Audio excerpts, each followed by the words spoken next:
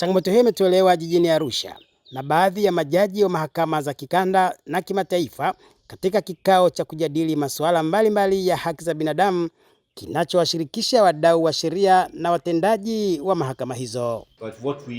Kuna umuhimu wa kuimarisha ushirikiano zaidi miongoni mwa nchi wanachama ili kuhakikisha malengo ya kulinda haki za binadamu yanatimia.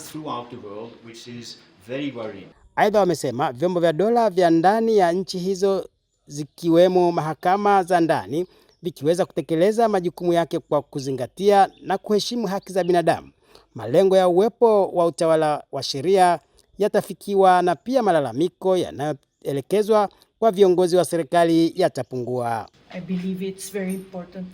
Mahakama zinapaswa kusaidia kuimarisha utawala wa sheria ili kuepusha ukiukwaji wa haki za binadamu.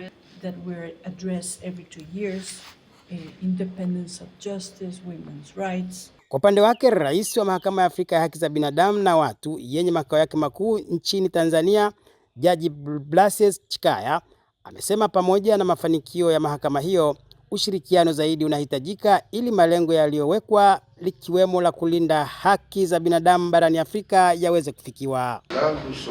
Ni jukumu la kila mmoja kuhakikisha anashiriki kuimarisha utawala wa sheria na haki za msingi za binadamu, kwani ndio jukumu la taasisi za kisheria duniani kote. Mjadala wa watendaji wa mahakama hizo ni sehemu ya maadhimisho ya miaka 20 ya Mahakama ya Afrika ya Haki za Binadamu iliyoanza shughuli zake nchini Tanzania mwaka 2006.